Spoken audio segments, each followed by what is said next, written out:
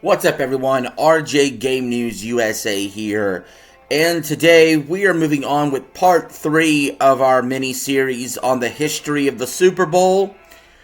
Today we will be covering Super Bowls 21 through 30, so if you like that kind of content, please like, share, and subscribe. Much appreciated for all the support.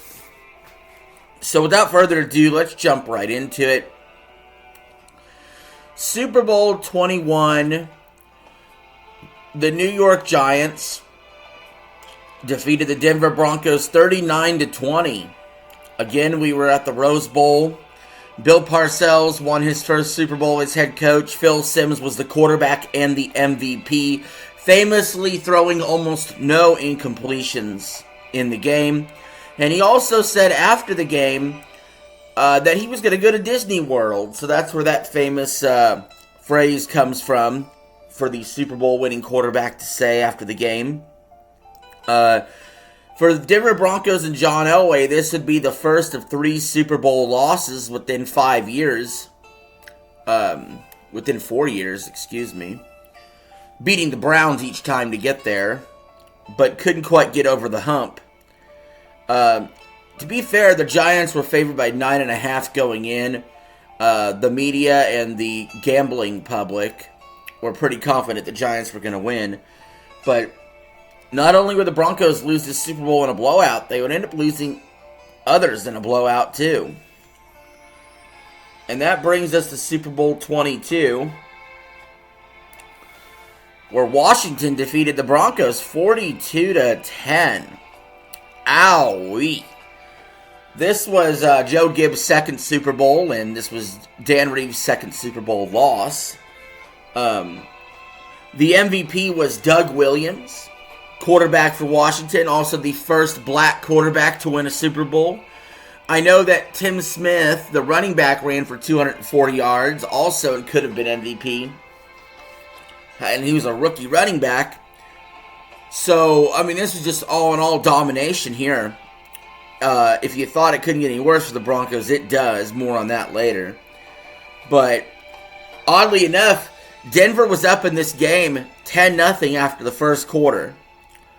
And then Washington put on 35 points on Denver in the second quarter. Just death when it came to the Broncos on this day. Going in, the Broncos were favored by 3. They ended up losing by 32.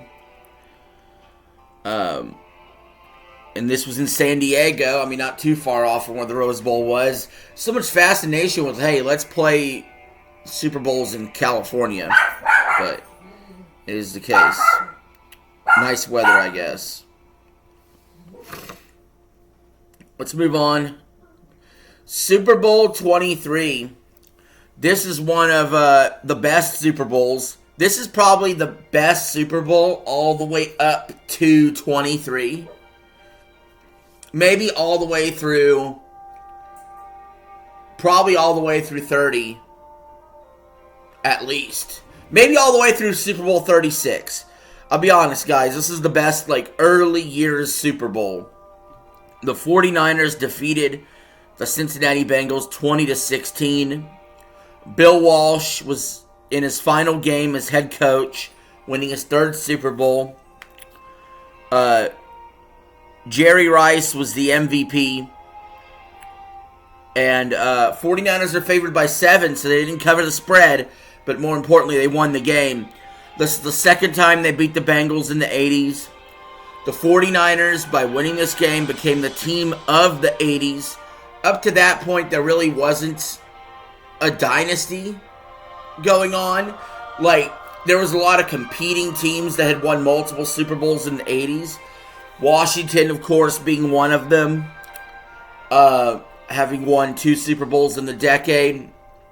You had the Raiders, who won 2 Super Bowls that decade, but earlier in the decade. And you had the Niners, who won 2 Super Bowls in that decade. Because think, the Raiders won Super Bowl 15 and 18. The Niners won Super Bowl 16 and 19. And Washington had won Super Bowls 17 22.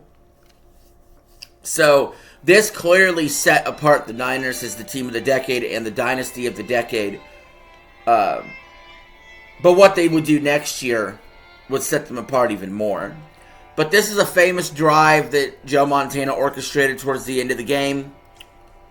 He got the touchdown pass to John Taylor on a slant route, it looked like. And this game was phenomenal. And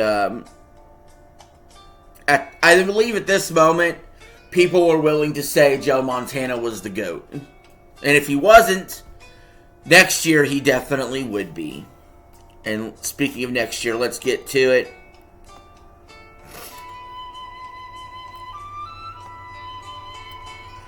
For sure, Super Bowl 24, Joe Montana passed Johnny Unitas as the GOAT. The 49ers crushed, absolutely crushed, the Denver Broncos 55-10. They were both 1 seeds, but the 49ers were favored by 12. There wasn't a person in that building that thought the Niners were ever going to lose. This, to this day, is still the biggest margin of victory in a Super Bowl. It's still the most points scored in a Super Bowl. Joe Montana was MVP, winning his 3rd Super Bowl MVP, which at the time was a record. Threw for 5 touchdowns. Any highlight you see this game, the 49ers are just killing the Broncos, man. Just completely destroying them. And it was spread out. You know, the Niners scored 13 points in the first quarter, missed extra point. 2 touchdowns, 14 points in the second. 2 touchdowns, 14 points in the third. 2 touchdowns, 14 points in the fourth. So, I mean, it was just consistent play. And it was in New Orleans, the site of this year's Super Bowl as well. A domed Super Bowl where Jerry Rice could just go nuts running his deep routes on that dome turf. Famous scene where the Broncos get a turnover or something, and Elway's walking to the sideline. One of the 49ers linebackers pulls him and looks him in the eye to, tell him something. And he famously said John Elway's eyes looked dead inside that day. I imagine it did. He lost 3 Super Bowls in 5 seasons, most of them blowout. And we will see if John Elway gets redemption later. Spoiler alert, he does, but not in this episode. Alright. So let's move on to Super Bowl 25. This really begins a new era. This would be the first of 4 straight Super Bowls the Bills would go to and lose. That's crazy. Think about how dominant, let's say, the Chiefs have been. They never went to 4 straight. Think of how dominant the Patriots were. They never went to 4 straight. The Dolphins never went to 4 straight. Steelers never went to 4 straight. Cowboys, no. But Buffalo went to 4 straight Super Bowls. Now, I will say, they did end up getting blown out in at least 2 of them, you could say. But this first one was nip and tuck. The Giants won 20-19. Bill Parcells gets his 2nd ring. He had Jeff Hostetler in there as quarterback. Didn't matter. The Giants were able to, without Phil Simms, were able to defeat the 49ers in the NFC Championship game that year and prevent them from getting to Super Bowl 15-13 to get there, which a lot of people were surprised by. The Bills were favored by 7 in this game. People loved the Bills. They thought the Bills were the real deal, and that they missed a field goal that they probably should have made. And that's the story on that. This came on the backdrop of the Gulf War beginning, and people being super patriotic as well. I think this Super Bowl had a really famous national anthem that was sang that people will remember.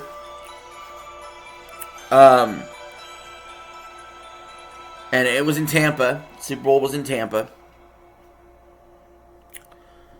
But,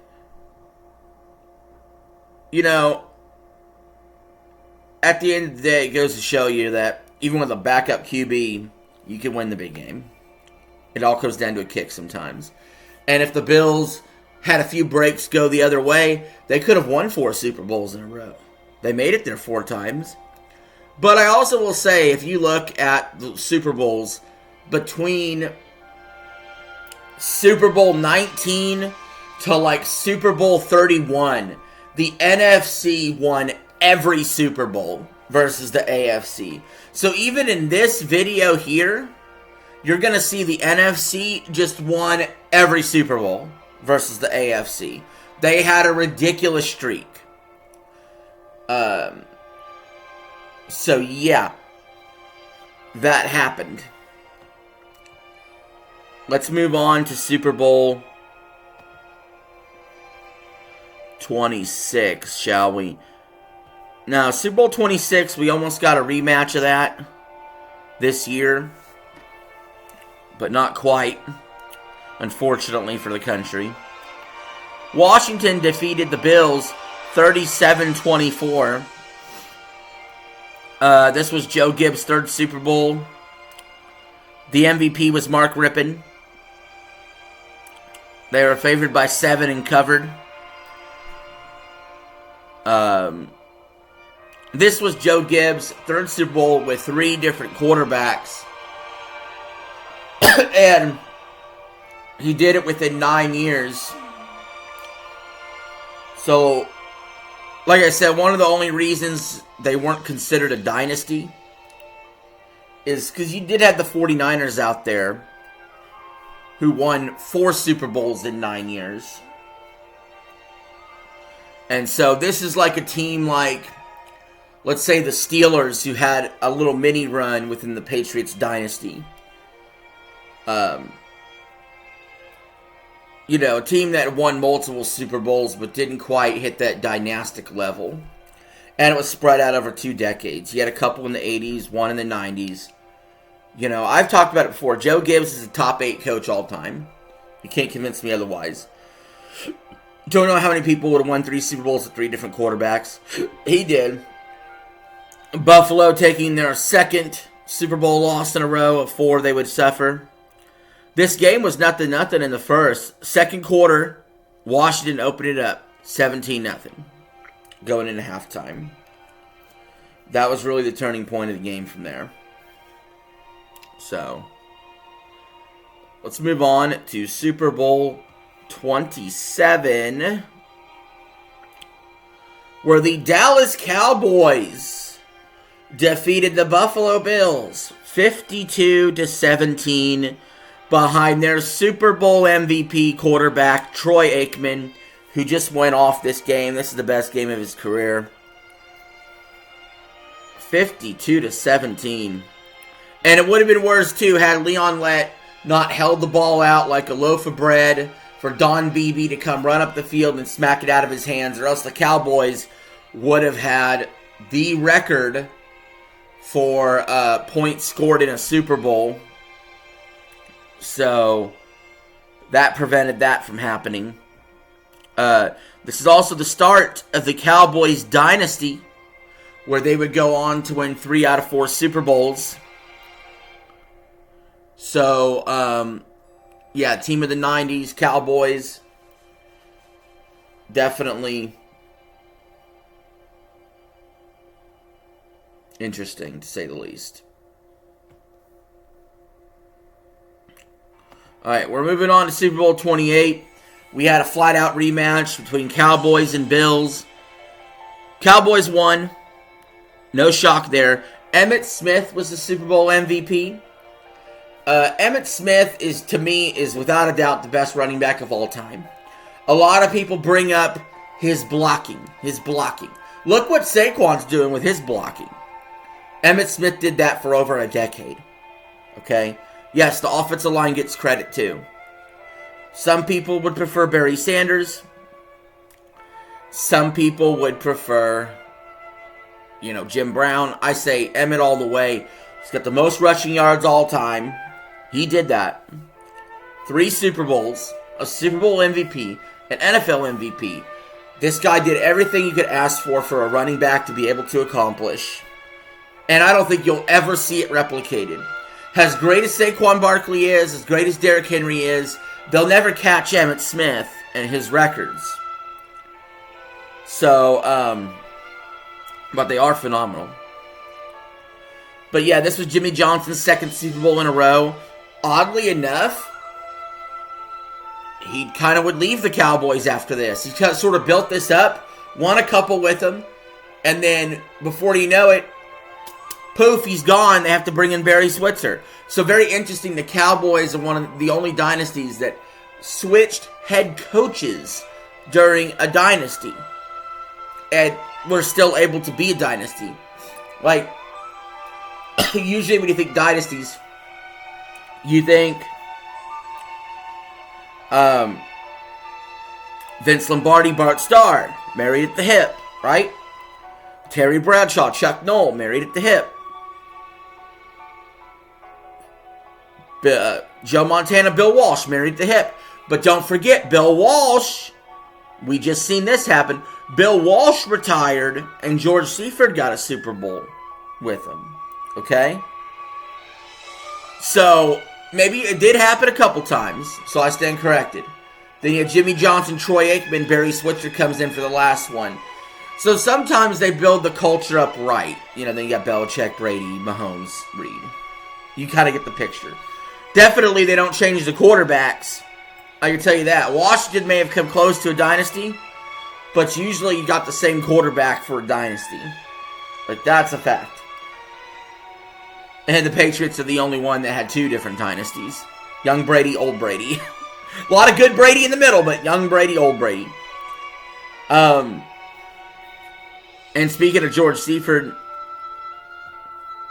this Super Bowl in particular might have been the first one I remember a little bit growing up as a kid. But Super Bowl 29, the San Francisco 49ers, with George Seifert as head coach, defeated the San Diego Chargers 49-26. Steve Young just went off, won Super Bowl MVP. The 49ers were favored by 18.5 points, which is insane. This is actually a bigger favorite. That's actually a bigger favorite than the Colts over the Jets in Super Bowl III. I can't even believe that was real, that they would be favored by that much. And they covered. They covered the spread. But Steve Young got that Super Bowl. That's the famous get this monkey off my back game. That monkey being the fact that he was the backup for Joe Montana for years. You know, once he stepped in, he was really good. He won a couple MVPs, but he needed that Super Bowl. And that's why I think Steve Young is a top 20 all-time quarterback. Without this Super Bowl, he ain't. This Super Bowl was a big game. It was a big deal to him. Jerry Rice went off too. The Chargers didn't feel like they belonged there. I mean, they were 18.5 point underdogs. For God's sake. But this is the Chargers' only appearance in a Super Bowl. But you would think between Dan Fouts and Phillip Rivers, it'd be one of them that would bring them to a Super Bowl. Not Sam Humphries. What was going on with the AFC? Like, did the Bills get tired of going to these Super Bowls? Was the AFC just such a weak conference, and that's why the Bills kept winning it, because they were actually good to actually win that conference? And what about Dan Marino and all this?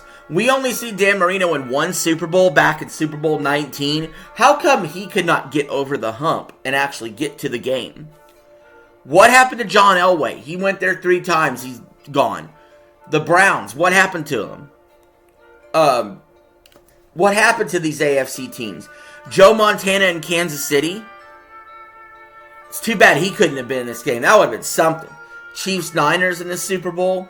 Montana versus Young. That would have been crazy. Actually, I think Montana was already retired at that point. No, he wasn't. He retired after that game. He retired after that season.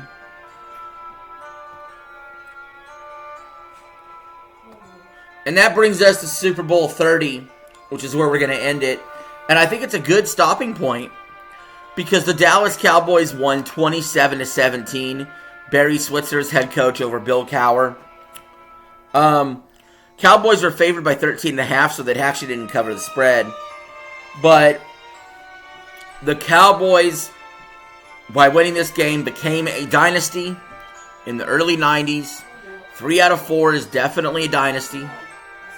And the Cowboys finally were able to beat the Steelers after 2 times losing them the Super Bowl in the 70s. They were able to win here, solidify their spot as the team of the 90s. The MVP was Larry Brown, a cornerback. He did have an interception, a pick 6 return, I believe, in a key spot. But, yeah. So that was Super Bowl 21-30. I hope you guys enjoyed part 3. Be on the lookout for part 4. Let me know your thoughts in the comments below. Thanks for watching. Peace. Have a good one.